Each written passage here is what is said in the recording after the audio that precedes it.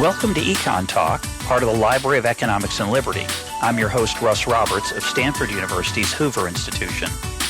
Our website is econtalk.org, where you can subscribe, comment on this podcast, and find links and other information related to today's conversation. You'll also find our archives, where you can listen to every episode we've ever done going back to 2006. Our email address is mail@econtalk.org. We'd love to hear from you. Today is March 5th, 2018, and my guest is economist Edward Glaeser. He is the Fred and Eleanor Glimp Professor of Economics at Harvard University. Ed has done extensive research on cities and many other topics. This is his third appearance on EconTalk, the most recent being in April of 2013 to discuss the economics of cities. Our topic for today is an essay he wrote last year on the war on work, an analysis of public policy interventions in the labor market and the state of employment of prime age folk, 25 to 54 generally. Ed, welcome back to EconTalk. Thank you so much for having me back, Russ. Now, you start off with the following. I'm going to quote it and then read a second quote. In 1967, 95% of prime age men between the ages of 25 and 54 worked. During the Great Recession, though, the share of jobless prime-age males rose above 20%. And I interject and say, meaning that the number working fell from 95 to below 80. And back to the quote. Even today, long after the recession officially ended, more than 15% of such men aren't working. And in some locations like Kentucky, the numbers are even higher. Fewer than 70% of men lacking any college education go to work every day in that state. It's kind of incredible, end of quote. And then you say, quote, the rise of joblessness, especially among men, is the great American domestic crisis of the 21st century. And I'd like you to defend that claim to start with and say anything else you'd like to add in introduction about the facts and how you see this since you wrote that essay, if anything's changed. So, no, I don't think that anything has drastically changed. We've had a little bit of a recovery since the recession, certainly. We focus on men rather than women, not because female joblessness isn't important, but it is somewhat more complicated. Because, as we know, over the past 60 years, the share of women in the labor force has risen dramatically, and consequently, there are more often cases in which we think a woman not being in the labor force is really something that's voluntarily and, in many cases, quite benign. But we have a fair amount of data that suggests that the lives of the jobless, particularly the lives of the long-run jobless, really are extraordinarily tough and, in many cases, much worse than the lives of those who are working and earning a little bit less income. So if we look at life satisfaction, happiness, we look at divorce, we look at opioid use, we look at disabilities of a variety of different forms, they are found disproportionately, wildly disproportionately among the ranks of the jobless. Now, in some cases, of course, as in the case of disability, often it's the disability that's causing the joblessness, not the other way around. But it's hard not to think that joblessness is a great source of misery for many Americans. When we just think about what we want from life, thinking that we solve this by just giving people a little bit of extra money just feels completely wrong to me. That for so many of us, you need a purpose in life. You need a sense that your time on this planet is being used for some general effect. The jobless lack that, and in some sense, that's why it's such a particularly tragic outcome that so many Americans have ended up in the state of joblessness. There's a story, I don't remember the source of it. I don't think I've told it, although I tell the story a lot, so I wonder if I've told it on EconTalk before. If I have, I apologize to listeners who may have tired of it. But it's a story of a man who's imprisoned, and his sentence is to, among his tasks, is to, while in prison, is to turn a large giant crank at the end of his cell, and he spends many hours a day turning this crank. And when his sentence is ended, besides freedom, he's excited to find out what he's been doing in turning that crank. Has he been generating power for the prison? What's been the point of it? And he asks, and they say, it's not connected to anything. It's just, and in many ways that makes the punishment so much worse. And why that is an important human phenomenon. We'll get back into this issue of meaning in life. It's a weird thing that we should get meaning from our work solely, but I think it's increasingly the case, and for two reasons. I think meaning elsewhere is harder for many to find, and secondly, many of the jobs that we have now have more opportunity for self-expression and a chance to change the world. One thing I want to clarify, that I'd like you to clarify, is when we're talking about joblessness, we're not exactly talking about unemployed people. I think a lot of people think, well, what's the problem? Unemployment's really low. Explain the difference between joblessness and unemployment, technically. Technically. So unemployment means that you lack a job but are actively looking for work. You say that you actually want a job. That's, at this point in time, less than a third of those people that we qualify as jobless. The remainder are people who have left the labor force entirely, meaning that they say they are no longer interested in employment. Now, that distinction is real in an empirical sense, right? In the sense that those who have left the labor force, look different along lots of different dimensions than those people who are unemployed. But sort of from an economist's conceptual point, right? Everyone is willing to take a job. It's just the question as to what's the price of it. At least that's how we tend to think, right? So maybe those who are not in the labor force have a higher reservation wage, as we would say in our econ world. Maybe they'd require a larger wage to get them out of joblessness. But all of this group is fundamentally lacking employment, and presumably for the right wage, they would enter the job market and start working. And one other quote I want to read to start with, because I think this is a key part of the story. Joblessness is disproportionately a condition of the poorly educated. While 72% of college graduates over the age of 25 have jobs, only 41% of high school dropouts are working. I'm going to read that again. Only 41% of high school dropouts are working. The employment rate gap between the most and least educated workers has widened from about 6% in 1977 to almost 15% today. The regional variation is also enormous. Kentucky's 23% male jobless rate leads the nation. In Iowa, the rate is under 10%. There's a bunch of different statistics in there. I want to just unpack that for a minute. First, when you say 41% of high school dropouts are working, is that 41% over the age of 25? That's so I've gotten better on those numbers. So those numbers are right, but they're somewhat misleading because they include everyone over the age of 25. So that's going to include all the retirees as well. So usually I prefer to focus on the 25 to 55 year old age group where the gap is somewhat smaller. But those numbers are particularly dramatic, and it's precisely because you've got retirement in there as well.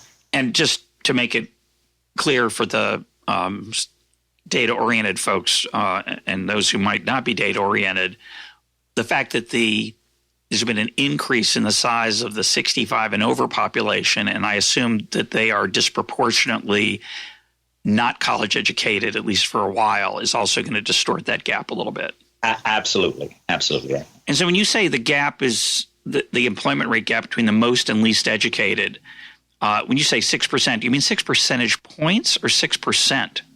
Oh, I think I almost assuredly mean 6 percentage points. I do too. So why is it only 15% today?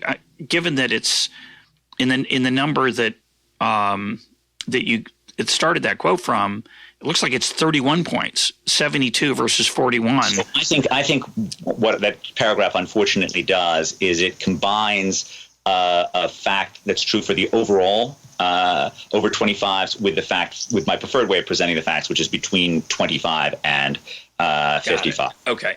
So which is the latter? The 6%, 15%, is that in the 25 to 54 group? That's right. The smaller one is going to be the 25 to 55. But it's still, that's a big gap. And then, so it's regional. It differs by region. It differs by education. What's going on? What do we think? And it's important. The reason I'm glad you focus on 25 to 54. A lot of the numbers are going to be distorted by the fact that the baby boomers are starting to retire, and that's going to change. The size of that cohort is going to change the proportion that's working over 25, just through the demographic change, not through any thing going on in the economy necessarily. So if we look at let's until further notice, let's focus on the 25 to 54, 25 to 55, which is called typically prime age. Yeah, don't you find that offensive, though? I think we want to be on record as saying that saying the prime age stops at 55 is offensive. Well, it reminds me of meat and the USDA, but that is one problem. Your second point is excellent. I hadn't really thought about that. I'm 63. I don't know how old you are, Ed. I'm 50, but you're still in your prime. But it's only a few years left. I'm past my prime, I'm not past my expiration date though. That only happens, I think, when you outlive your expected life expectancy, which I haven't got to yet. But so humor aside, which I appreciate, we're going to focus until further notice on prime age folk, typically, which means 25 to 54, 25 to 55, people who we'd normally expect to work, or at least people who in the past have overwhelmingly been working and now much less so. Why? What do we understand as the possible causes? So I think that the two primary potential culprits are labor demand and labor supply. So the labor demand view is that once upon a time, America had an abundant amount of demand for men who were strong, but perhaps not particularly well educated in terms of formal schooling. They worked in factories. They worked in coal mines. They made this country run. They made this country great. And over the course of the past 50 years, the demand for less well-educated men has plummeted, and consequently their relative wages have certainly gone down. Over some decades, even their absolute wage has gone down, meaning wages correcting for inflation have gone down.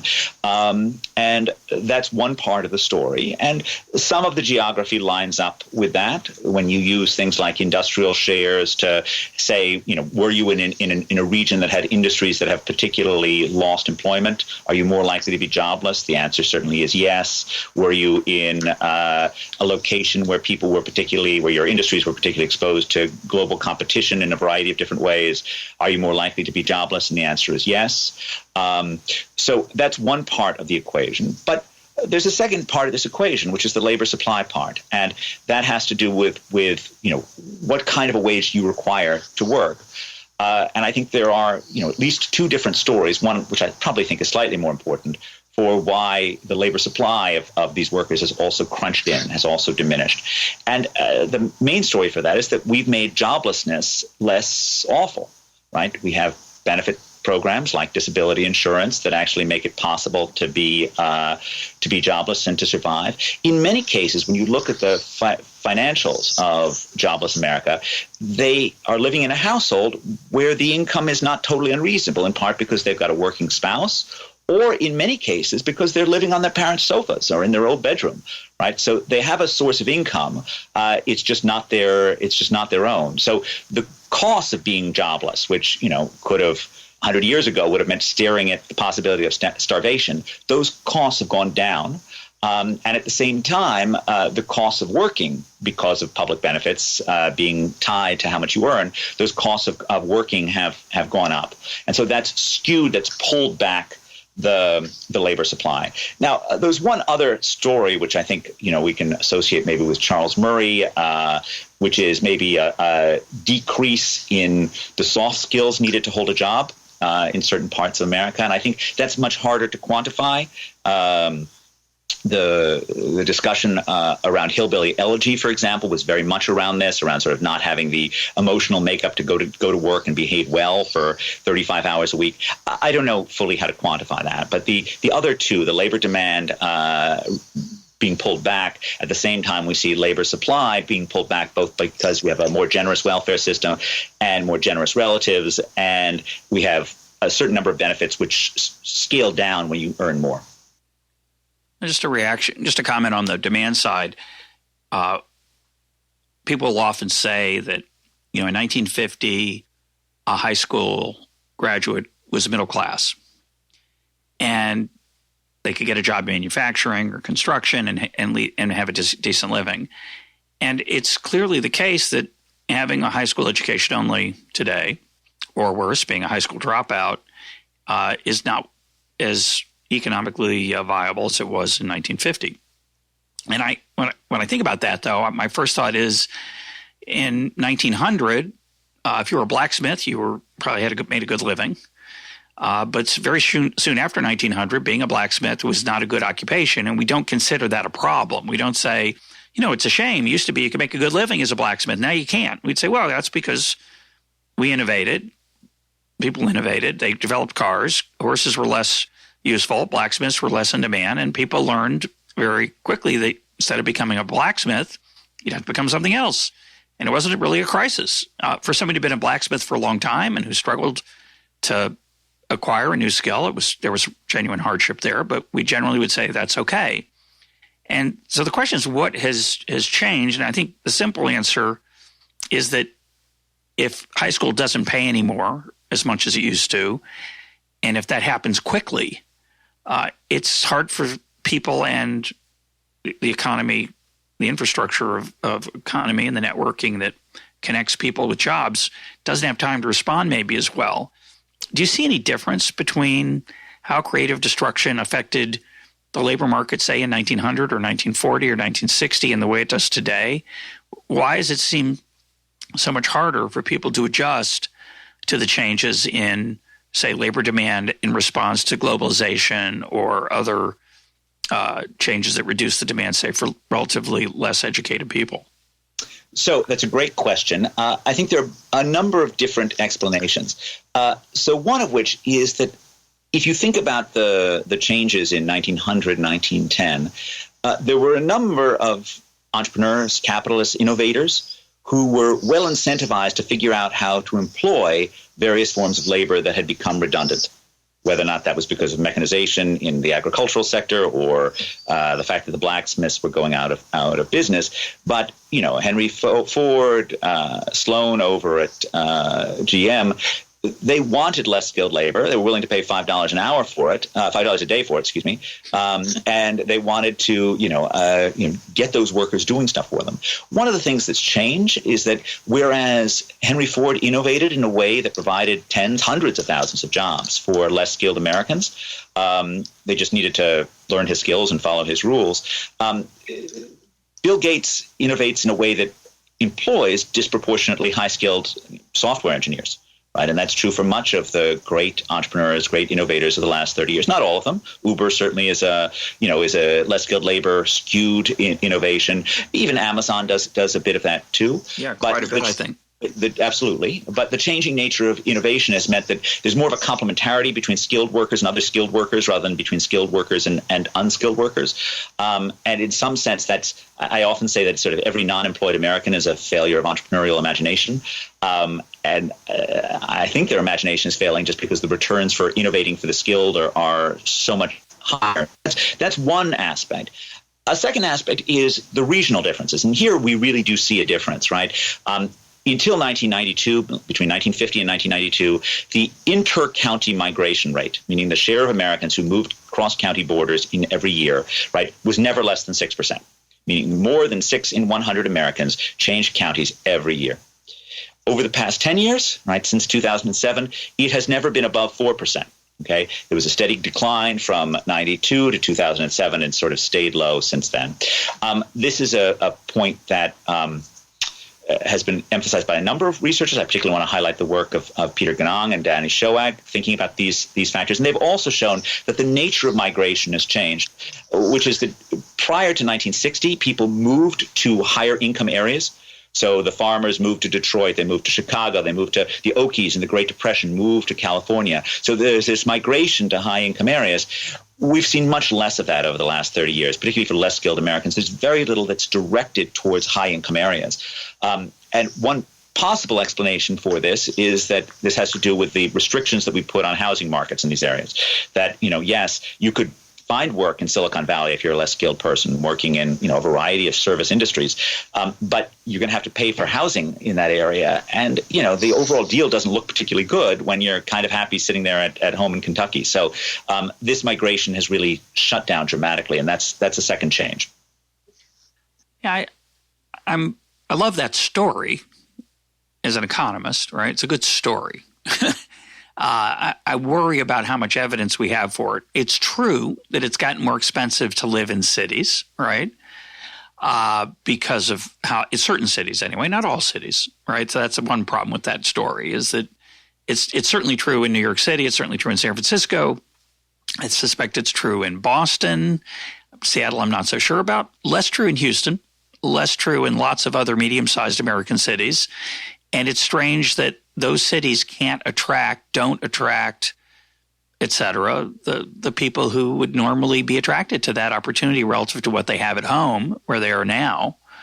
The other issue, of course, is that wages can adjust in those cities if there were a large supply of folks working. If there was demand for those workers, they would be – the wages would compensate for the higher housing costs, and yet they don't, or at least partially compensate, somewhat compensate, but certainly relative to what the opportunities are for a person living in rural Ohio or Kentucky, where things are not so good. You'd think they'd want to try to move to Cincinnati or Cleveland, which are, again, not having big housing booms. Right. Well, Cleveland, in fact, is a depressed city which has its own joblessness problems. I mean, the geography of joblessness is very much centered in what we are calling the eastern heartland of the U.S., which is a swath which starts down in Louisiana and Mississippi and then runs through Appalachia up through Ohio and Pennsylvania. But your point that there are medium-sized cities that are less expensive is certainly true. Texas, for example, remains relatively affordable. I think in terms of the housing price point, I feel entirely confident that there is something wrong in the fact that for the first time in American history, we are not making it easy to move into the most economically successful parts of America. That, if we think about the farmers who moved west in 1820 to the far more rich soil of the Ohio River Valley or of Iowa, right, nothing was holding them back in terms of getting together with the neighbors and raising a barn and settling down. If you think about the people coming to the tenements of New York or Chicago in 1900, nothing was standing in their way. Now, you come to Silicon Valley and you face one of the most restrictive housing markets in the country. And I think that's a policy problem. That being said, part of me also agrees with you. I don't think that that's all of the problem at all. And it certainly doesn't explain why, in much of the post-war era, we had this remarkable income convergence that came in part from the poorer parts of America catching up. So states like, if you take Mississippi is the poorest state in the Union today. It was the poorest state in the Union in 1950. In 1950, there were 18 other states that had double the income of Mississippi. Today, there's not a single state in the Union with a per capita income that's double that in Mississippi because it has caught up. And it caught up partially because of out-migration, but also because of in-migration of businesses, of capital. And there's just much less interest in doing that in terms of moving to low-cost areas, in terms of capital migration. And often when capital migrates, it just doesn't employ a lot of bodies anymore.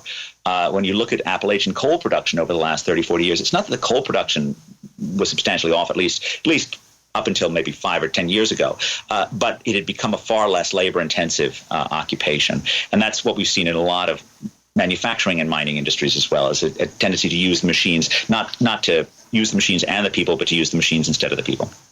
So in response to that, you sometimes hear, I'm going to reject it, and then I'm going to try to make a case for it, and then you can respond. One story here is, well, people don't like to move. They're used to their family, or they're used to the culture around them, and or maybe they're used to navigating the welfare system where they live. Is another version of this, not as attractive a story, but it could be true, and they don't want to move. The problem with that story is that was true in 1950 too, as well, and people moved like a lot more often. So that you have to really, just a side note, methodologically, when you want to explain something that's changed, you have to have something that also has changed. It can't be enough just to point to the phenomenon. You have to explain why it's gotten larger or smaller. And so I think that's true. I think I think it's false. I don't think it's true that it's that much harder socially to move, culturally to move. What I think is true, potentially, and this is what I worry more about, is that it's all well and good to say that wages are higher in Pittsburgh than they are in rural Pennsylvania, or in Silicon Valley than they are in, say, small-town California. The problem is whether the people who live in those rural small towns have the skills that would allow them to earn anything close to what the average is in the cities. And this comes back to an issue we've talked about a few times here on the program, which I find extremely interesting, and I want to move to that in our conversation and get your reaction to it, which is Do people in cities make more because the cities make them more productive, that there's this synergy? Or do they make more because the people who happen to move to cities are different from the people who don't? And so if it's the latter, then it's not surprising that people don't move. They don't have the skill set to thrive. It's not the cost of housing. It's that the demand for their skills is not so much higher in a city than it is where they are. And so there really isn't that much return. So there are three types of evidence on the urban wage premium. And I think we should also be conceptually clear about two ways of thinking about the urban wage premium. So one way of thinking about the urban wage premium is just the straight nominal fact that people in cities earn more regular dollars. The second of which is the real urban wage premium, meaning the dollars corrected for the local cost of living. The first, the nominal wage premium, is itself interesting because if firms are paying more for workers, we as economists naturally infer it's because the workers have to have a higher marginal product, have to be more productive in cities. And so it's interesting, but of course, it doesn't tell you that you should go to cities, right? Or it doesn't tell you you're going to earn a higher real wage. You need to be focused on the second number, which is the real wage premium, if you want to understand migration or lack of migration to cities. The second thing that we need to focus on is the three different ways we have of thinking about data on measuring the urban wage premium. The first and most naive way is simply to compare urban workers with rural workers and control for observable attributes on this. That causes very little difference whether or not you control for these individual attributes. It leaves it still large, but as you say, the urban wage premium can very much be driven by workers in cities being innately smarter. Certainly, New Yorkers would like to have you believe that. The third, so the second piece of evidence we have is looking at migrants. So this is comparing people's wages before and after they moved to the city. I think I sort of began this literature 25 years ago with a paper called Cities and Skills. But there's a much better paper on this by De La Roca and Diego Puga using administrative Spanish data, which shows that people who come to cities experience faster wage growth when they're there. So it's not that you come to the city and you immediately experience the full wage burst. What happens is that once you show up in the city year by year, month by month, you experience faster wage growth. And then you typically take that away with you if you move to another city. Now, that certainly points to the view that cities are forges of human capital, places that we get smart by being around other smart people. But you could still make the case that I'm only going to come to the city when I know I'm in a particularly fertile time in my life in which I expect to see lots of wage growth. And so even this is biased. And so if you aren't going to believe the results that control for individual fixed effects basically are controlling before and after for these workers, you've got to go to the much more limited number of studies where we have, let's say, immigrants to Sweden facing programs where they randomize where the refugees get settled within Sweden. And there you also see significant effects of place. But we're relatively limited in terms of the experimental evidence that we have for moving people around, but we do have a little bit of it. But that's the only, if you really wanted to make sure that none of it is reflecting omitted individual characteristics, you'd have to have experiments where you really put person A in place A and person B in place B, and it was completely random. Yeah, I want to just throw a bone to the cultural story, which I think is worth taking seriously. It just adds to the complication trying to measure these things accurately. But we as economists tend to assume, as a starting place, at least, something close to perfect information. We assume that a rural Ohio, out-of-work, Rust Belt denizen knows that there are more opportunities in the city and should move there, or could move there. And, of course, they may not know, or they may know, but they may be anxious about it. They may think it won't work for me. And to sort of cut between the two hypotheses, if you know someone in a city who's moved and done well, you're probably much more likely to move there yourself. So if you don't have what would we call it, a cultural network of folks, quote, like you, and that could mean like you in cultural ways, meaning rural, or it can mean like you in skill ways, who don't have the abilities that maybe the people who mostly live in that city already have, and you don't have them, and so you're anxious either culturally about fitting in or economically about whether it'll pay off to move there. You won't have the likelihood of moving that you might have had if you have those connections. But it seems to me we have more ability to find folks like us in those cities than we used to. And you think that would work in the opposite direction? You might. Certainly the evidence for chain migration, which is one version of what you're saying, where one migrant to an area then talks to his people at home and convinces them to come.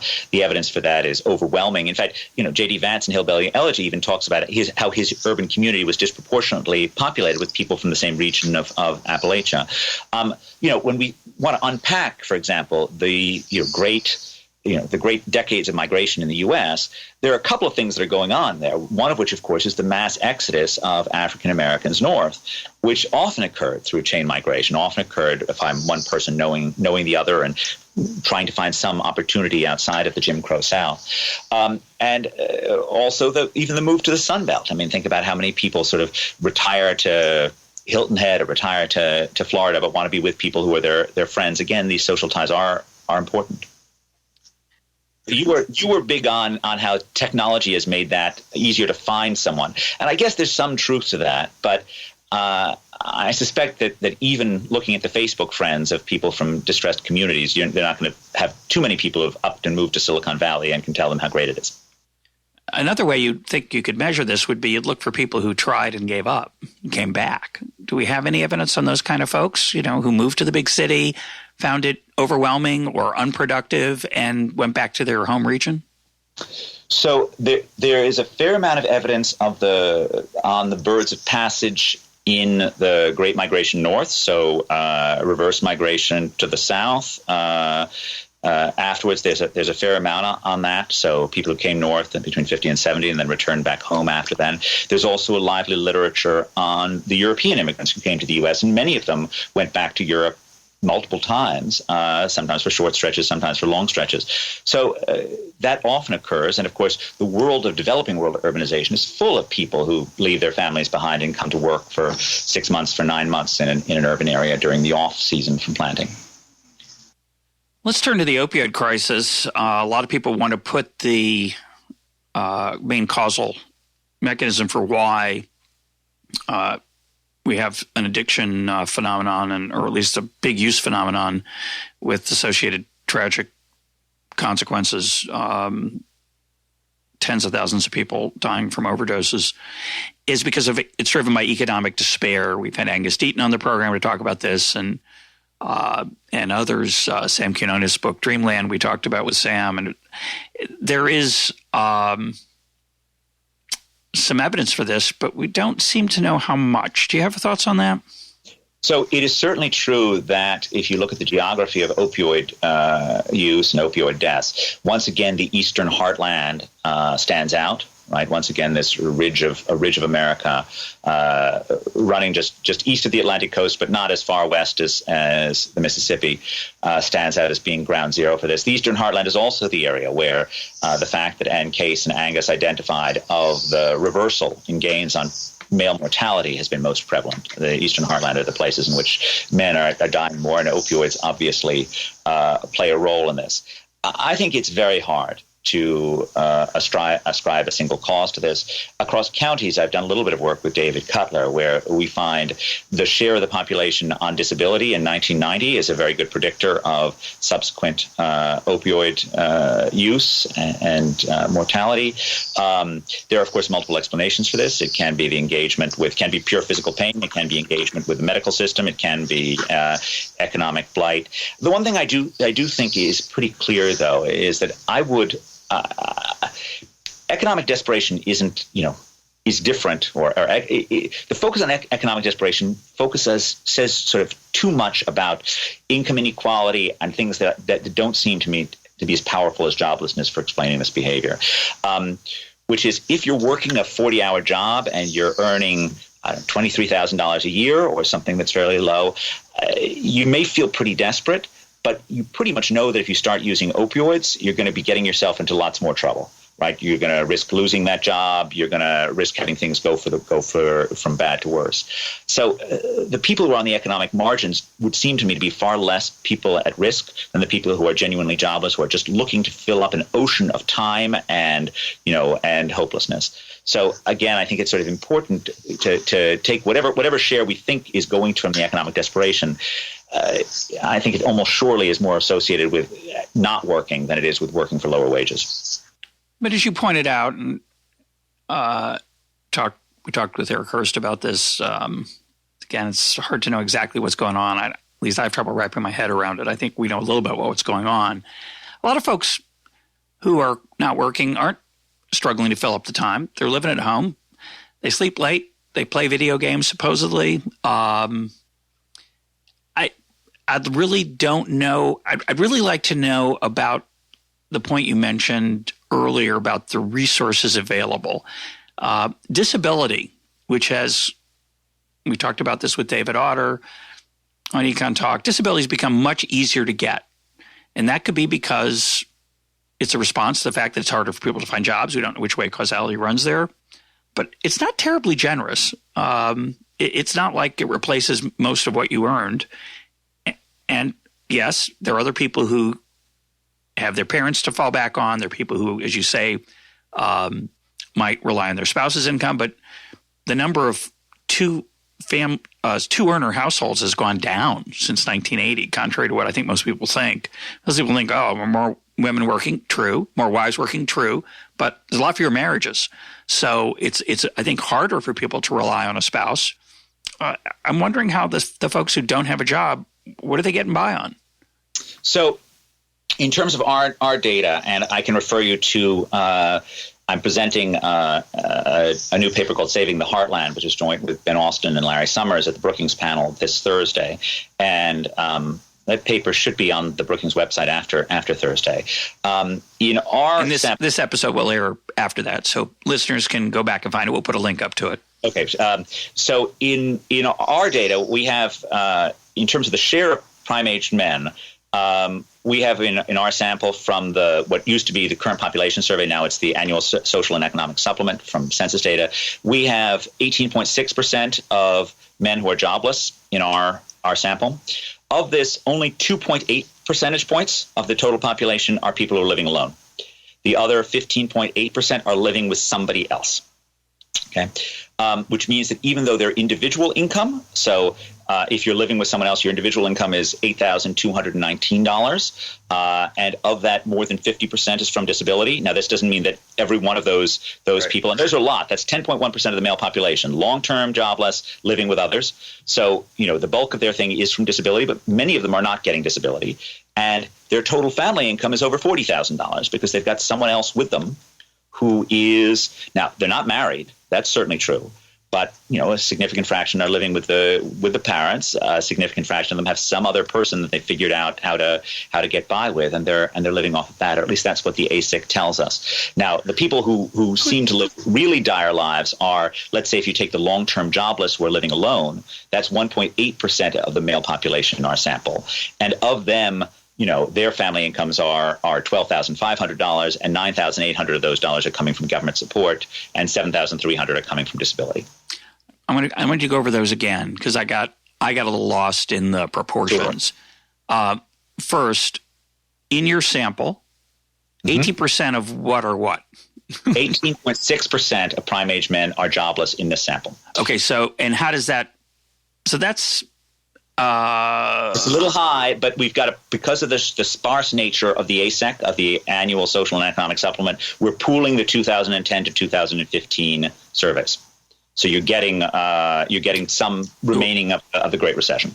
And you're also getting some folks who might be, are they jobless all the way through the whole thing? No, it's an annual survey. It's not a panel. So when you say 18%, you mean over the course of the panel? That's right. In 1 year of the panel? The average, on average, if you take the whole panel pool together, 18.6% of the respondents are jobless. Okay. Are jobless when, though? At the point in time in which they've been surveyed. Okay. So in some years it could be higher, some years a little lower, but it's about – correct. Okay. Correct. So that's a big number. Big number. Now, within the jobless population, tell me about the resources they have and how many of them live – with I just got confused in your narrative about what's in the denominator. All right. So we're going to do a 2-by-2 split of the jobless. Okay. Living alone, living with others, jobless less than 12 months, jobless more than 12 months. Okay. Okay. So we've got 18.6% of men to parcel out. And so the percents I'm going to give you are of the entire male population, not of the jobless. Got it. Okay. So living alone, short-term jobless, that's 1% of men. Wow. So it's just shocking in a way, because you think of it as this jobless, they're moping around, they got nothing to do, but you're saying of the entire, this is the prime age again, right? So 1% of the prime age male population is jobless and living alone. Jobless less than 12 months. Remember, less than 12 months. Less than 12 months. Sorry. Over 12 months living alone, that's another 1.8% of men. Okay. So the total living alone share is 2.8%. Okay. Still small. Okay. Now, less than 12 months living with others, 5.7%. Okay. Which leaves you more than 12 months unemployed, more than 12 months non-employed. So this is a lot of these people will have left the labor force entirely. Living with others, that's 10.1% of men during these years. Which is a little more than half of the jobless folks in your sample. It's by far the largest category, and more than half, yes. So let's look at that group. So this is jobless prime age men living with others. Yeah. Right? What are they living on? Excuse me, what's their household income? How much of it's from government transfers and how much of it's from a partner or spouse? Their family income averaged over this entire period is $42,000. And of that, $8,000 is coming from themselves. So $34,000 is coming from someone else in the family. And the $8,000 isn't earnings because they don't have any. They don't have any. At least they have no. They have no measured earnings that are. They could have under the table earnings. Correct. Although they are, of course, supposed to tell ASIC about all of their earnings, legal and illegal, but we do think that people might underreport illegal earnings. Yeah. Or they might report them and just not report them to the IRS, thinking it's two different things. I could imagine both. It is important to mention that disabled does not formally mean can't work. It means something more complicated than that. So people who are formally disabled, they can't work legally and maintain their disability payments, but they can, right? Is it 100% implicit marginal tax? It's 100%. Well, it's much more than 100% after. You lose your disability payments once you get over the threshold. So there's a very mild threshold once you get over it. So the tax is enormous. The implicit tax of disability is enormous. Okay. So what you're telling me is that the prime age male population is living in circumstances where their income, over half of the folks in that group, the amount they bring to the bacon they bring home is relatively small, dwarfed by the resources that come not just from the other member of the household. That's right. And in fact, it's much. Remember, living with others for less than 12 months is another 5.7% of the population. Yeah. So only 2.8% of men are living alone and jobless, and that's the one share of the population that are, not relying on the kindness of family members. So we don't know whether they're living with their parents or they're living with a spouse, do we? We do. We have. I don't have this cut. I know the matrix is getting kind of large, but the matrix is getting large. A surprisingly large number are living with parents, and a surprisingly small number are living with a formal spouse. So a chunk of this, a non-trivial chunk of this, is a change in cultural expectations that of what people in their 20s should be doing. So if they're living at home, I assume they're disproportionately young. Mm-hmm. And their spouses are okay. For the ones who are married, who aren't living with their parents, their spouses are okay with them bringing in their disability check or not working and having the other spouse do bring in most of the income. And these are men again.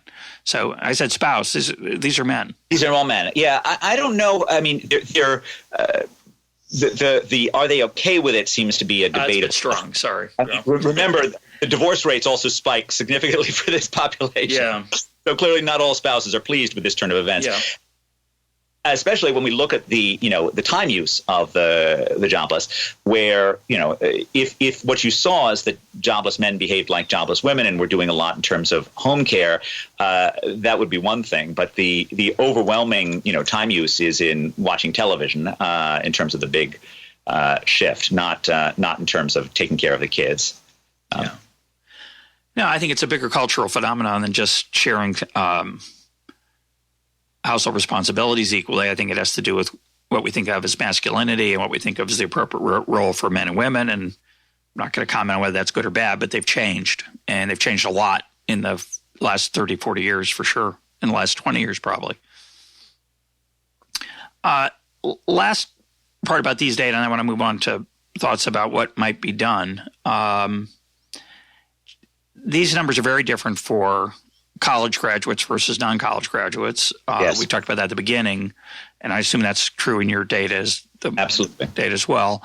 For some folks, this implies we just need to send more people to college. We recently had Brian Kaplan on the program talking about education as a signal rather than as a producer of human capital. It's obviously very relevant for this question of whether we should be encouraging more people to go to college. But in the data, many people who confuse correlation and causation would be inclined to conclude that, well, obviously, the way to, quote, solve this problem, if you think it's a problem, is to get more people to go to college. What are your thoughts on that? So I think I have some sympathy with Brian, but also some disagreement. I do think that education is part of the solution, but education needs to do a much better job of providing skills that are actually valued in the labor force. So if the view is we're just going to send everyone off to college and let them major in concentrations that have absolutely no value in the workforce, I don't see how that helps anything. If we're going to ask ourselves about how to rethink American education, particularly in the distressed areas, to provide skills that are actually valuable, and that may involve better community colleges in different ways, that may involve alternatives to community colleges, that may involve, competitively sourced vocational training programs after school, on the weekends. I think we just need to recognize that skills are going to be at least some significant part of the answer to this. And we need to recognize that we don't have an easy answer in terms of skills. And I join Brian in the view that, a simple-minded approach which says, oh boy, if I could only get the college going rate up 5 percentage points, that would make everything better. That just seems completely wrong to me. But I do think putting a fair amount of effort into trying to make sure that education is more productive and more widespread is certainly likely to be part of the solution. Earlier you mentioned that some of the technological innovation we've been seeing don't particularly help people with less education or low skills. And I can remember with you mentioned Amazon first, and I emphasized it, or I brought it up. But I've read stories recently that Amazon is, for economic reasons of all kinds, is putting warehouses in places with low real estate values. You'd think that would be an attraction to find workforces that are relatively less employed. I wonder how helpful that might be as a way to reduce the geographic problems we were talking about earlier. And it is a way that at least some entrepreneurs are finding to use workers who are relatively less demand. It seems hard to imagine that it could hurt. The question is whether or not it's going to deliver anything meaningful beyond the few jobs in the warehouses, right? Will this actually spin off related businesses in some form? And I think we don't know about that. I mean, incidentally, this relates to the bid for Amazon of different companies. I think it's always important when cities and communities bid on businesses, they really need to ask themselves not how many jobs are being created in the short run, but whether or not this is going to create new business formation in the long run. Yeah, I agree with that. Now, a lot of what we're talking about is about today, but it also applies to tomorrow. And tomorrow is a world a lot of people are very scared about, where technology and artificial intelligence, increasing use of AI and computers is going to make it even harder for people with low skills and less STEM-like majors to thrive. You worried about that? A little bit. Like you, I also see plenty of upside in this sort of technological innovation. I think it's going to require the smart to be slightly more social. And that's in some sense the monster in the back of this room is that the sector that in the 1980s came and replaced manufacturing was, of course, services, especially for less skilled Americans. Now, services have had a less good 10 to 15 year track record than they had in the 80s. But services require social skills. And indeed, some of David Deming's recent work has shown that if you look at wage growth over the last 15 years, even in the STEM-intensive, the skill-intensive occupations, the occupations that have done well are those that actually involve interpersonal interactions as well as being smart, not just being smart. And indeed, it's easier to imagine outsourcing to a computer something that just involves being smart. So I think that's likely to be true going forward as well, that those things that are involved, the interplay of sort of making use of our very human skills of communicating with each other, making each other feel comfortable, bringing joy to our fellow humans, those are likely to remain robust, whereas those that are, doing something that a computer can easily mimic are not. Incidentally, this is, I think, important in terms of the issue of particularly prime-age male joblessness, and it reminds us that, schooling can't be all the answer. One of the problems that 50-year-old men often have is they're not great at being nice to other people, and I say this particularly as a 50-year-old man who knows of what he speaks. The curmudgeon effect. The curmudgeon effect, which, you can get away with if you're a skilled, worker at a factory for 30 years or in a mine. You've been a curmudgeon. You've been or in a tenured academic job. But if all of a sudden you're now looking for a job in the service economy, being a curmudgeon isn't great. And so sort of, thinking about how to make things work for the 50-year-olds is also a challenge. Yeah, I don't know about this the social thing. I go back and forth on whether it's going to be the way to the future or not. It does seem like being a human being is good. The human side of human being is going to matter a lot more, but just don't know yet how much people are going to be willing to pay for that.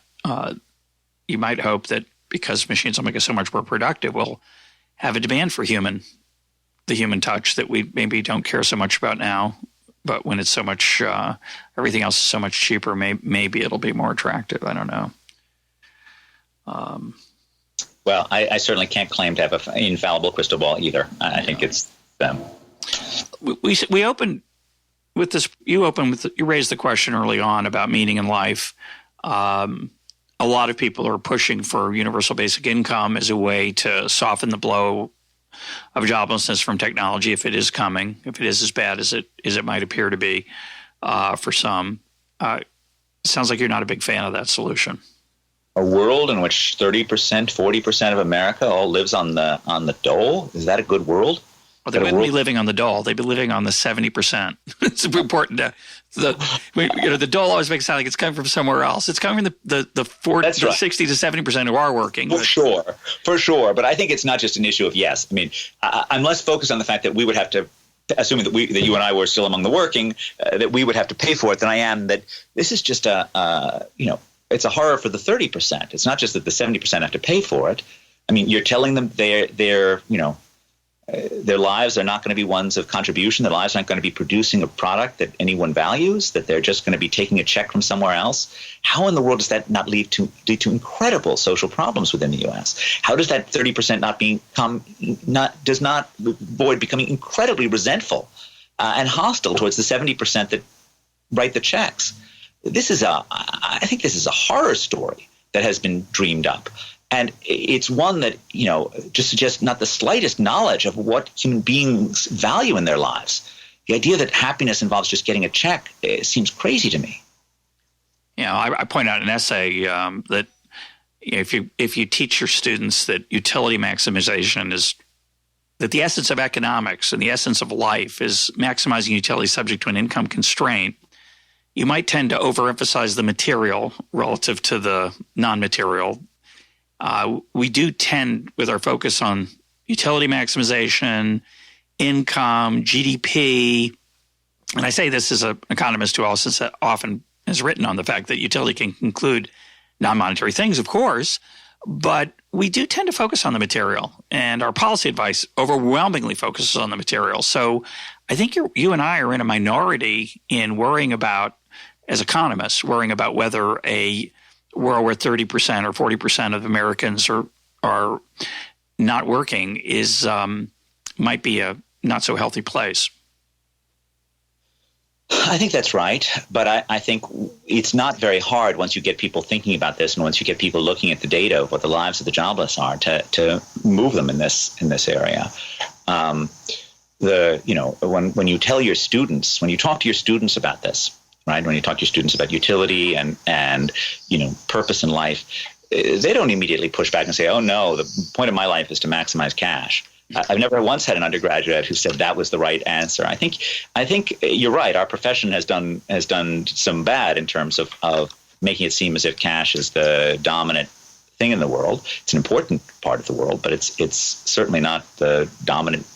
Certainly not a wise goal for unique maximization. Yeah,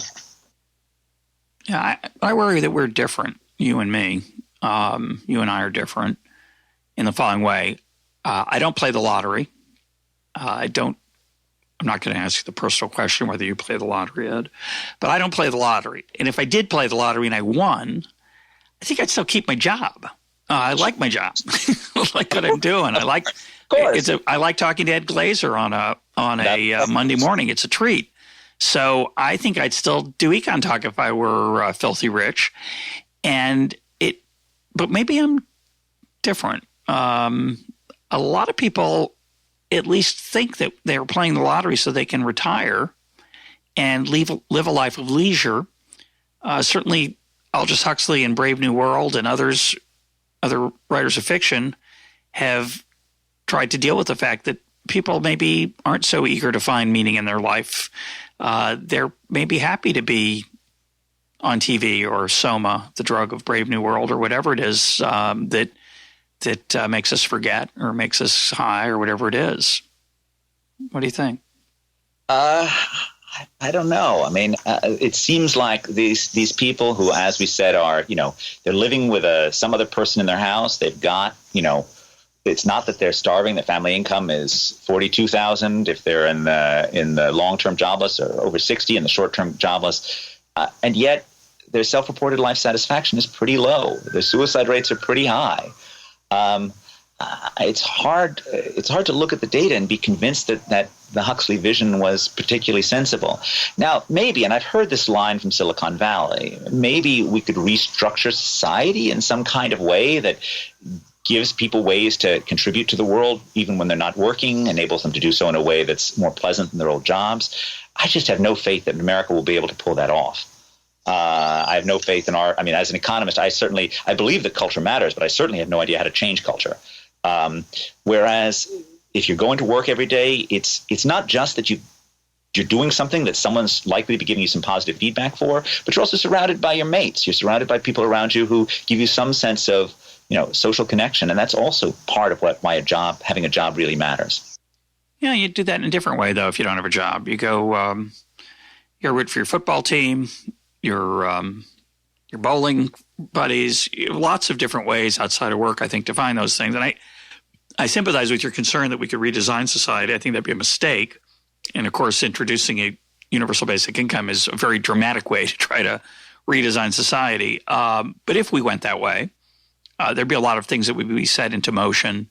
I would think religion would find some innovative ways to reach out to folks. And, of course, YouTube does that every day. That's what the opioid crisis is partly about. We don't know how much, but certainly lots of things come into play. I think it's just really hard to know how much people care about, quote, contributing. You and I may have it we may see it as a noble cause that we're contributing. We're doing something that produces value. Other people may see that as a kind of a neurosis. Why do you care? Remember that. So there's a bit of truth to that. But I mean, remember, it's not necessarily that you're going to work in a fast food restaurant and you're feeling, boy, I'm contributing to the world. It's more that you've got people around you who are telling you you're okay. If you're not getting fired and you're doing reasonably well, you're getting some positive feedback from your boss. Maybe you're even getting some positive feedback from your customers if you're kind of good at being in a service job. Let me just give you a fact, though, about the socializing of the jobless.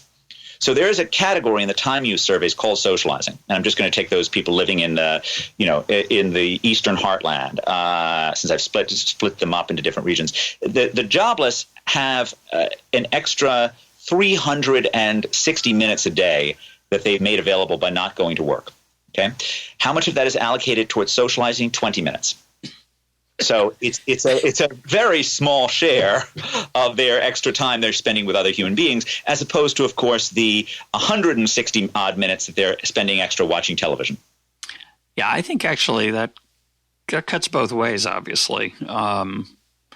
I just wonder, again, we're in a particular cultural moment where people are somewhat content to spend time with their screens relative to human beings. I do think there'll be something of a pendulum swing back toward being around human beings. You see that in many ways. Just to make clear what I meant about utility maximization and the material world, in theory, most economic models that we teach our students and that we use assume that your satisfaction, your utility is the same whether you earn your income or whether it's a check from the government. And I think I agree with you 100%. I think that's probably not true. And I don't think we understand that very well, how it's not true. And I think sociologists, I don't know if they understand it pretty well, but that's what they should, I think, in theory, that's what they should be doing. I don't know if we should be doing it, but we clearly don't, I think, understand that difference, and I think we ought to think about it. I want to close with licensing. I've had a couple guests recently talking about the harm from it and perhaps the potential benefits. Recently, going back to sociology, recent guest Beth Redbird talked about that, talking about the possible benefits that it makes people aware of what opportunities are out there who might otherwise be unaware of occupational options and ways to get into the field through education. I'm a skeptic about that work, but it's interesting. Maybe there's something to it. I've much more on the other side that I think licensing is a terrible barrier. What are your thoughts on that and what we might do? So, I don't know how much you're going to buy these regressions, but certainly in our Brookings paper, we have a couple of regional regressions where one of our controls is the share of the workforce that's licensed at the local level.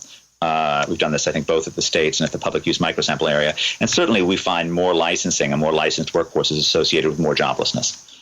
Again, I have no magic bullet in terms of causal inference on this. I don't have some randomized treatment that does this. There are lots of stories that you can tell that suggest that this isn't causal. But it is certainly true across place that places where licensing is more prevalent, joblessness is higher. You have a magnitude you could share with us, approximate? I wouldn't want to be on. You can take a look at it. I don't want to. I'm sorry. I don't want to be on the record of making a claim that could be off by an order of magnitude. So, appreciate the honesty. It's certainly statistically significant in all of the past 4 decades. So certainly, I think, the map that I usually show is the occupational licensing of opticians, who are, of course, not the optometrists who actually look at your eyes and tell you what prescription you need. They're the guys who actually tell you whether or not you should wear round glasses or square glasses given your face shape. And the idea that, this or many of our occupations need to be licensed seems absolutely crazy to me. More generally, I think it's outrageous in this country that we regulate the entrepreneurship of poor people so much more strictly than we regulate the entrepreneurship of rich people. If you want to start your internet phenomenon in Cambridge or Palo Alto, you can, get yourself to 50 million users with barely any regulatory oversight whatsoever. If you want to start a small grocery store that sells milk products, you have to walk through 17 permits in many large cities. This is crazy, and it certainly seems. The things that I would be pushing on, along with education, to be fighting for more employment are reductions of various forms of regulatory barriers, including occupational licensing, but also barriers to starting small businesses in different parts of the country. I'm particularly a fan of one-stop permitting.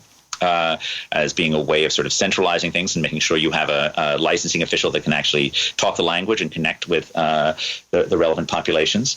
I believe very strongly in rethinking the way that we've designed our social welfare programs that tax earnings in different ways. Disability, of course, is particularly strong, but Section 8 housing vouchers, SNAP, food stamp assistance, all come with implicit taxes of earnings that can easily get quite high.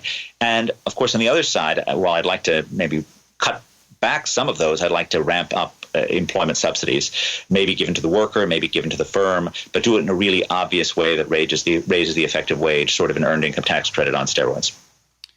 Other than just not subsidizing education generally, because you understand, as you agree with Brian Kaplan, that not every educational experience is productive, how would you improve education? I think on this, if we're focused specifically on the joblessness side, I would be focused on vocational training and starting on the fact that we don't know exactly what works, setting up programs where you actually are going to be able to evaluate whether or not the program worked upon the point of graduation, doing things that are competitively sourced after school on summer, so not necessarily using the traditional educational apparatus, but having alternative providers, teaching plumbers, carpenters, various service jobs, training, and then sort of seeing what happens. That's probably where I'm most excited, and certainly healthy engagement with the private sector as well. My guest today has been Ed Glaeser. Ed, thanks for being part of EconTalk. Thank you for having me, Russ.